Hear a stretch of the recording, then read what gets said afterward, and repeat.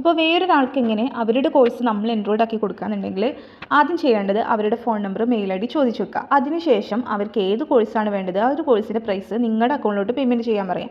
അതിനുശേഷമാണ് ഇതൊക്കെ ചെയ്യേണ്ടത്. നേരെ ക്രോം എടുക്കുക. ക്രോം എടുക്കാൻ പറയുന്നത് ഒന്നുകൂടെ നമുക്ക് ക്രോമിലാണ് ഈസി കേട്ടോ ചെയ്യാൻ, അതുകൊണ്ടാണ് ക്രോം എടുക്കാൻ പറയുന്നത്. മില്യൺ ട്രാക്ക് ലോഗിൻ സെർച്ച് ചെയ്യുക. ഓക്കെ, എന്നിട്ട് ലോഗിൻ ടു മില്യൺ ട്രാക്ക് എടുക്കുക.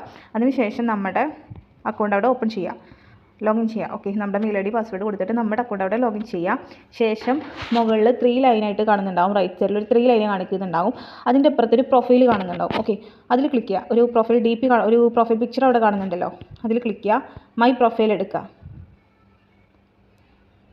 മൈ പ്രൊഫൈൽ എടുത്തു കഴിഞ്ഞാൽ നമ്മൾ ഇവിടെ ഒരു ഇങ്ങനെ ഒരു പേജ് വരും. ഇവിടെ click on package name to get referral link. Okay, ഏത് പാക്കേജാണ് അല്ലെങ്കിൽ ഏത് കോഴ്സാണ് അവർക്ക് വേണ്ടത്. ഇപ്പോൾ പേഴ്സണൽ ബ്രാൻഡിംഗ് ആണെങ്കിൽ നമ്മൾ ആൾ കൊടുക്കണം. ബാക്കിയൊക്കെ എല്ലാ കോഴ്സും ഇവിടെ കൊടുത്തിട്ടുണ്ട്. പേഴ്സണൽ ആണെങ്കിൽ നമ്മൾ ആൾ കൊടുക്കാം. എന്നിട്ട് നമ്മൾ സോഫ്റ്റ് സ്കില്ലാണെങ്കിൽ അവിടെ ക്ലിക്ക് ചെയ്യാം, ഡിജിറ്റൽ ആണെങ്കിൽ അത് ക്ലിക്ക് ചെയ്യാം. നമുക്ക് ഏതാണ് വേണ്ടത് അത് നമ്മൾ ക്ലിക്ക് ചെയ്ത് കൊടുക്കാം. അതിനുശേഷം കോപ്പി റെഫറൽ ലിങ്ക്, ഈ ഒരു ബ്ലൂ കളറിലുള്ള ഇത് കാണിക്കുന്നുണ്ടാവും, അവിടെ ക്ലിക്ക് ചെയ്യാം. ഓക്കെ, അപ്പോൾ നമുക്ക് ആ ഒരു ലിങ്ക് അവിടെ കോപ്പി ചെയ്തിട്ടുണ്ടാകും. ദെൻ ഓക്കെ കൊടുക്കുക. അതിനുശേഷം നമ്മൾ ന്യൂ പേജ് എടുക്കുക. ന്യൂ പേജ് എടുക്കാൻ അവിടെ ഒരു പ്ലസ് ബാർ കാണുന്നുണ്ടല്ലോ, അവിടെ ക്ലിക്ക് ചെയ്യുക. അപ്പോൾ നമുക്കൊരു ന്യൂ പേജ് ഓപ്പൺ ആയിട്ട് വരും. നമ്മളവിടെ സെർച്ച് ചെയ്ത് കൊടുക്കുക. നമ്മൾ ആ കോപ്പി ചെയ്ത ലിങ്ക് ഉണ്ടല്ലോ അത് നേരെ പേസ്റ്റ് ചെയ്ത് കൊടുക്കുക, സെർച്ച് ചെയ്ത് കൊടുക്കുക. ഓക്കെ, അപ്പോൾ നമുക്ക് എൻറോൾ ടു മില്യൺ ട്രാക്ക് എന്നുള്ളൊരു പേജ് വരും. അവിടെ ആർക്കാണ് നമ്മൾ എൻറോൾ ചെയ്ത് കൊടുക്കുന്നത് അവരുടെ ഡീറ്റെയിൽസ് കൊടുക്കുക. ഓക്കെ, പേര് കൊടുക്കുക, മെയിൽ ID കൊടുക്കുക. ഒന്നും കൊടുക്കാൻ വിട്ടു പോകരുത്.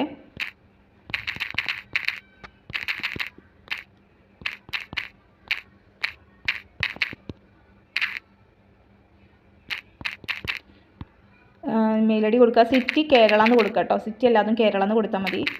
ഫോൺ നമ്പർ കൊടുക്കുക. അതിനുശേഷം അവർക്കൊരു പാസ്വേഡ് സെറ്റ് ചെയ്ത് കൊടുക്കുക. അപ്പോൾ അവരുടെ പേര് വെച്ചിട്ട് കൊടുത്താലും മതി. ഞാനിപ്പോൾ ഹൈഫ എന്നാണ് പേര് കൊടുത്തിട്ടുള്ളത്. അപ്പോൾ ഹൈഫ 11 ഈ പാസ്വേഡ് നമ്മൾ മറക്കരുത് കേട്ടോ. പാസ്വേഡ് കൊടുക്കാം. ഓക്കെ, പേര് കൊടുത്തിട്ട് ഏതെങ്കിലും 2 നമ്പറൊക്കെ കൊടുത്താൽ മതി.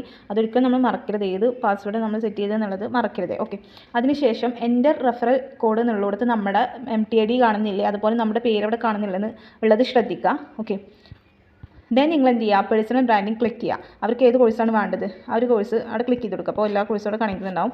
അപ്പോൾ ഇതിൽ 635 എന്ന് കാണിക്കുന്നുണ്ടാവും കേട്ടോ. പക്ഷേ ഒറിജിനൽ നമ്മുടെ റേറ്റ് 599 ആണ്. പക്ഷേ പ്രശ്നമില്ല, അവിടെ 635 എന്ന് കാണിക്കുന്നത് കുഴപ്പമില്ല. നിങ്ങളവിടെ ക്ലിക്ക് ചെയ്യുക. നമ്മൾ കോഴ്സ് ഏതാണെന്നുള്ളത് നോക്കിയാൽ മതി. പേഴ്സണൽ ബ്രാൻഡിംഗ് ആണോ, സോഫ്റ്റ് സ്കില്ലാണോ, ഡിജിറ്റൽ മാർക്കറ്റിംഗ് ആണോ, ഏതാ അവിടെ വേണ്ടതെന്നുള്ളത് നോക്കിയാൽ മതി. അവിടെ നമ്മളൊന്ന് ക്ലിക്ക് ചെയ്യുക, ഒന്ന് ടച്ച് ചെയ്ത് കൊടുക്കുക. ദെൻ സബ്മിറ്റ് അടിക്കുക.